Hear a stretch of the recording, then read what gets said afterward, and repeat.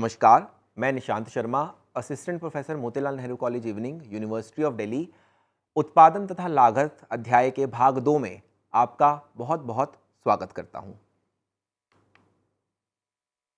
पिछले भाग में हम उत्पादन की सामान्य अवधारणाओं के बारे में चर्चा कर चुके हैं, जहां हम उत्पादन, उत्पादन फलन, औसत उत्पादन, कुल उत्पादन एवं सीमांत उत्पादन को तालिका एवं वक्रों की सहायता से समझ चुके हैं। अब हम बात करेंगे परिवर्ती अनुपातों के नियम के बारे में। परिवर्ती अनुपात के नियम के बारे में 6 महत्वपूर्ण चीजें हैं जिन्हें समझना हमारे लिए आवश्यक है। वह 6 महत्वपूर्ण अवधारणाएं हैं: अर्थ, मान्यताएं, तालिका, वक्र, नियम के लागू होने के कारण, नियम का स्थगन अथवा अपवाद। तो सबसे पहले बात करते हैं कि परिवर्ती अनुपात का नियम हमें क्या बतलाता है, इसका क्या तात्पर्य है। परिवर्ती अनुपात का नियम बतलाता है कि जिस समय आप स्थिर कारक के साथ परिवर्ती कारक की इकाइयों को बढ़ाते हैं, शुरुआती अवस्थाओं में परिवर्ती कारक की अधिक इकाइयां लगाने से आपको अधिक उत्पादन प्राप्त होता है, लेकिन अंततः एक अवस्था ऐसी अवश्य आती है जब आपका उत्पादन बढ़ती दर से बढ़ने की बजाय घटती दर से बढ़ता है और अंततः गिरने लगता है। इसको एक और तरीके से समझा जा सकता है कि परिवर्ती अनुपात का नियम आपको यह बताता है कि स्थिर कारक के साथ जैसे जैसे आप परिवर्ती कारक की अधिक और अधिक इकाइयों का इस्तेमाल करते हैं, उपयोग में लाते हैं, अंततः एक अवस्था ऐसी अवश्य आती है जब परिवर्ती कारक का सीमांत उत्पाद गिरना शुरू हो जाता है और अंततः ऋणात्मक भी हो सकता है। इसका मतलब जैसे जैसे आप फिक्स्ड फैक्टर या स्थिर कारक के साथ परिवर्ती कारकों को बढ़ाएंगे तो शुरुआती अवस्थाओं में तो आपका उत्पादन बढ़ जाएगा, लेकिन यदि आप परिवर्ती कारकों को स्थिर कारकों के साथ बढ़ाते ही चले जाएंगे तो अंततः आपका उत्पादन गिरना शुरू हो जाएगा। यह नियम कुछ मान्यताओं पर आधारित है, जिसमें पहली मान्यता है कि वह अनुपात जिसमें आप उत्पादन के कारकों को जोड़ते हैं उसे बदला जा सकता है। ऐसा क्यों है? क्योंकि कुछ कारक स्थिर हैं एवं कुछ कारक परिवर्तनशील हैं। तो मान लीजिए आपके पास एक मशीन है जिसमें अभी सिर्फ एक श्रमिक कार्य करता है, परंतु वो एक श्रमिक मशीन को पूरी तरीके से इस्तेमाल नहीं कर पाता। मशीन के पूरे इस्तेमाल के लिए आपने एक और श्रमिक उस मशीन पर लगाया।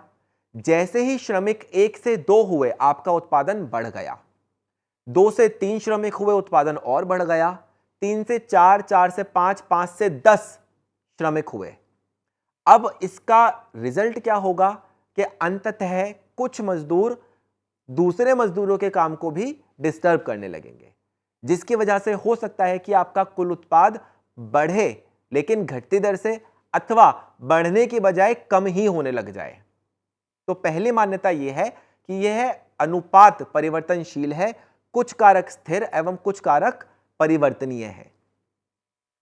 दूसरी मान्यता इस नियम की कहती है कि परिवर्ती कारक की सभी इकाइयां समरूप हैं, अर्थात सभी इकाइयां समान रूप से कुशल हैं। यदि आप श्रमिक 1, श्रमिक 2, श्रमिक 3, श्रमिक 4 को मशीन पर कार्य करने के लिए देते हैं तो वह सभी समान रूप से इस मशीन का इस्तेमाल करके वस्तुओं का उत्पादन कर सकते हैं। तीसरी और सबसे महत्वपूर्ण मान्यता है कि उत्पादन की तकनीक में कोई परिवर्तन नहीं होता है। अगर आपको याद हो, हमने अल्पकाल के बारे में भी डिस्कशन किया था और वहां बोला गया था कि उत्पादन फलन अल्पकाल के अंदर दी हुई तकनीक के लिए ही कार्य करता है। तो यदि आपकी तकनीक में कोई परिवर्तन होता है तो उतने ही कारकों के साथ आप पहले से अधिक उत्पादन प्राप्त करने की अवस्था में आ सकते हैं, लेकिन नियम के लागू होने के लिए यह आवश्यक है कि इस तरह की स्थिति पैदा ना हो। इसीलिए हम ये मान्यता लेके चलते हैं कि उत्पादन की तकनीक में कोई परिवर्तन नहीं होगा। अब परिवर्ती अनुपातों को नियम को हम दोबारा तालिका की सहायता से समझने की कोशिश करते हैं। आप स्क्रीन पर देख सकते हैं कि किस प्रकार परिवर्ती कारक की इकाइयां 0 से 1, 2, 3, 4, 5, 6, 7, 8, 9 और 10 तक बढ़ाई जा रही हैं। साथ में आप इन इकाइयों का कुल उत्पादन भी देख सकते हैं, जो पहले 0, फिर 10, 22, 36, 44, 50, 54, 56, 56, 54 और 50 है। अब क्योंकि हम पहले ही औसत उत्पाद और सीमांत उत्पाद की गणना करना सीख चुके हैं, गणना करने के बाद आपको औसत उत्पाद जो प्राप्त होता है वह है 10, 11, 12, 11, 10, 9, 8, 7, 6 एवं 5 एवं सीमांत उत्पाद आपको प्राप्त होता है 10, 12, 14, 8, 6, 4, 2, 0, घटा का 2 एवं घटा का 4। इस तालिका के बारे में खास बात यह है कि यदि आप इस तालिका को ध्यानपूर्वक देखें तो आपको पता चलेगा कि शुरुआती कुछ अवस्थाओं में आपका एमपी बढ़ रहा है। यदि आप देखेंगे तो 10 से 12 हुआ, 12 से 14 हुआ, इसको हम बोलते हैं बढ़ता हुआ एमपी। लेकिन 14 पहुंचने के बाद आपका एमपी गिरना शुरू हो गया।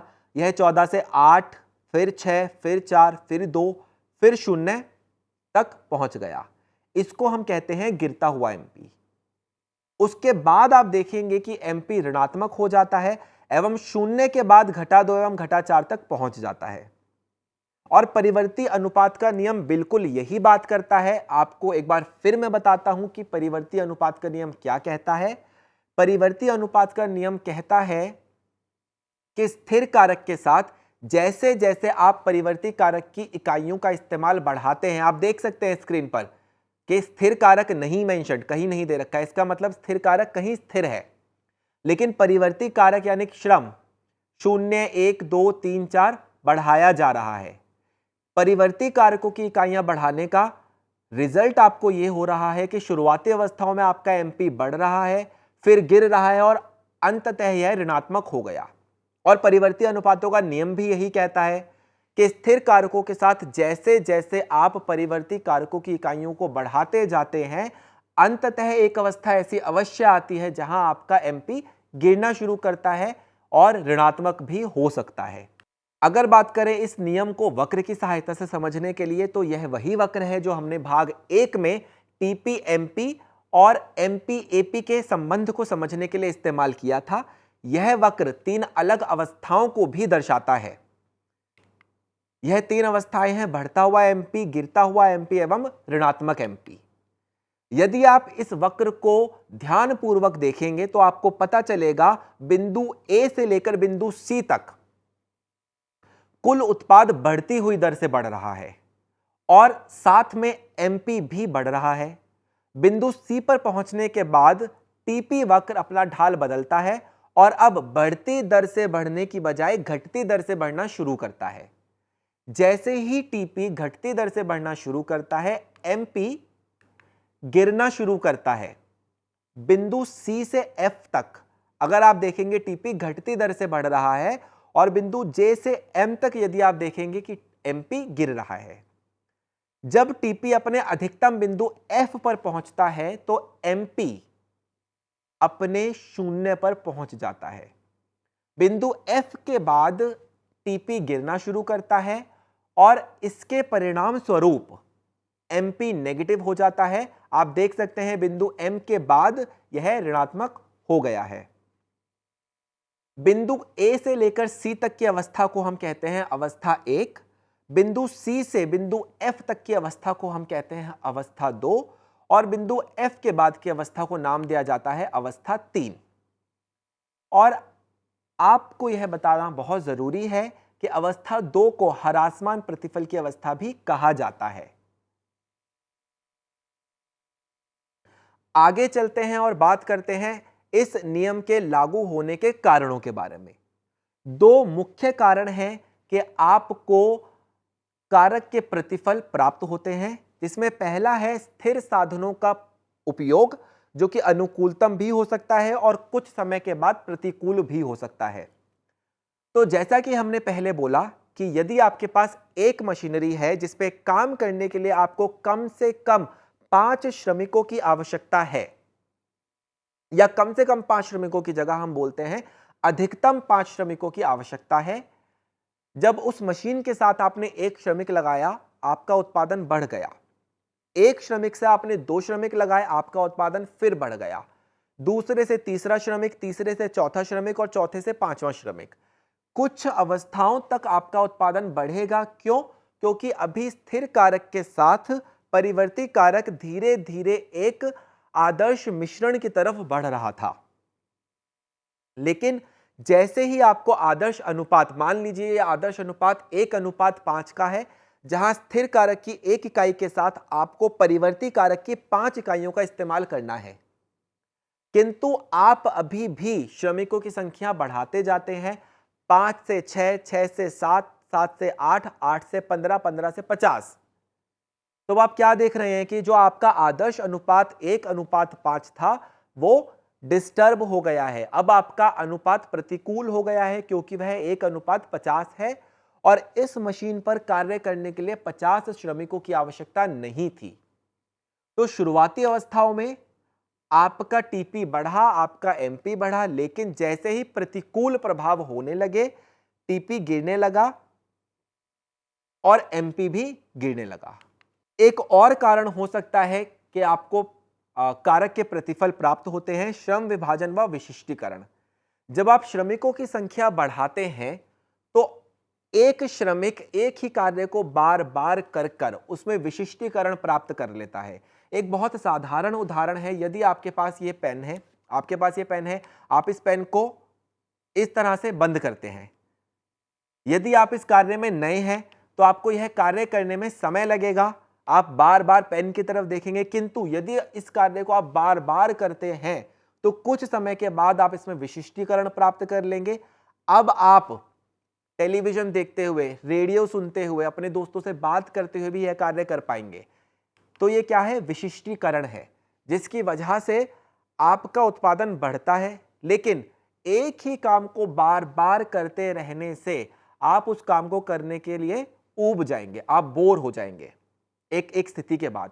तो जिस समय आपको ये बोरियत महसूस होने लगेगी, उस अवस्था के अंदर, उस स्थिति के अंदर उत्पादन गिरना शुरू हो जाएगा। अब बात करते हैं इस नियम के कुछ अपवादों के बारे में। अपवाद वह स्थिति है जहां पर कारक के प्रतिफल का नियम लागू नहीं होता या फिर वह स्थगित हो जाता है। तो अपवाद कहीं ना कहीं आपकी मान्यताओं से जुड़े हुए हैं, जहां पहला अपवाद आपको बोलता है कि यदि उत्पादन की प्रक्रिया में इस्तेमाल होने वाली तकनीक बदल जाती है, बेहतर हो जाती है या उसमें सुधार आ जाता है, तो समान आगतों के साथ भी आप पहले से अधिक उत्पादन कर सकते हैं। हो सकता है आपका आदर्श अनुपात 1:5 था, किंतु क्योंकि उत्पादन की तकनीक में परिवर्तन हुआ, तो आप 1:5 से पहले यदि 10 इकाइयों का उत्पादन कर पा रहे थे, तो अब आप 20 इकाइयों का उत्पादन कर पाए। और यदि ऐसा होता है तो यह कारक के प्रतिफल के नियम के विरुद्ध हो जाएगा और यह एक अपवाद कहा जाएगा। दूसरा अपवाद हो सकता है यदि आप स्थिर कारकों के किसी स्थानापन्न की खोज कर ले, जो कि सामान्य परिस्थितियों में बहुत मुश्किल है, ऐसा नहीं हो सकता, किंतु फिर भी यदि किसी अवस्था में उत्पादक स्थिर कारक के किसी स्थानापन्न की खोज कर ले, तो इस स्थिति में स्थिर कारकों की जो बाधा थी, जो आपका अनुपात था 1:5, क्योंकि आपने एक स्थानापन्न खोज लिया तो आप इस अनुपात को परिवर्तित कर पाएंगे। और यदि यह अनुपात परिवर्तित होता है, स्थिर कारकों की बाधा हट जाती है इस वजह से, तो यह भी एक अपवाद होता है और आपका नियम स्थगित हो जाता है। कारक के प्रतिफल के बारे में जानने के बाद हम बात करते हैं पैमाने के प्रतिफल के नियम के बारे में।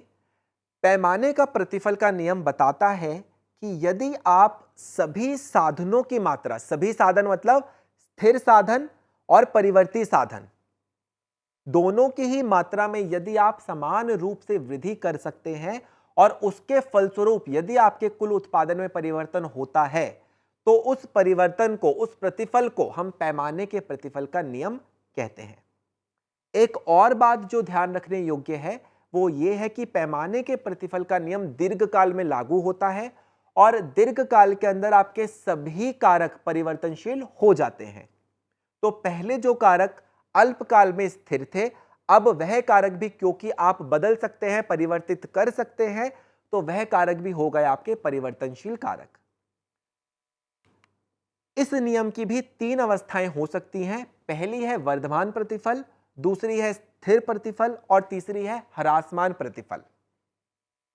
वर्धमान प्रतिफल प्रतिफल की वह अवस्था है जहां उत्पादन के सभी साधनों को आप जिस अनुपात में बढ़ाते हैं, आपका कुल उत्पादन उससे भी अधिक ज्यादा अनुपात में बढ़ जाता है। मान लीजिए आपने कारकों में 100% की वृद्धि की, लेकिन उत्पादन में 120% की वृद्धि हो जाती है, तो इसको हम कहेंगे वर्धमान प्रतिफल का नियम। प्रतिफल का नियम है जिसकी एक अवस्था है वर्धमान प्रतिफल। स्थिर प्रतिफल की बात करें तो यह वह अवस्था है जहां जिस अनुपात में आप अपने कारकों को बढ़ाते हैं, उसी अनुपात में आपका उत्पादन बढ़ता है। अर्थात यदि आप अपने कारकों को 100% बढ़ाते हैं तो आपके उत्पादन में होने वाली वृद्धि भी 100% ही होगी। तो इस प्रतिफल को हम क्या कहेंगे? स्थिर प्रतिफल। एक तीसरा प्रतिफल हो सकता है ह्रासमान प्रतिफल, जहां पर उत्पादन के सभी साधनों को आप जिस अनुपात में बढ़ाते हैं, आपके कुल उत्पादन में होने वाली वृद्धि उससे कम होती है। अर्थात यदि आप अपने कारकों को 100% बढ़ाते हैं किंतु उत्पादन में होने वाली वृद्धि केवल 80% है, तो इसे हम कहेंगे ह्रासमान प्रतिफल की स्थिति। और इसके साथ ही उत्पादन तथा लागत भाग 2 को हम खत्म करते हैं। हमारे साथ बने रहने के लिए आपका बहुत बहुत धन्यवाद।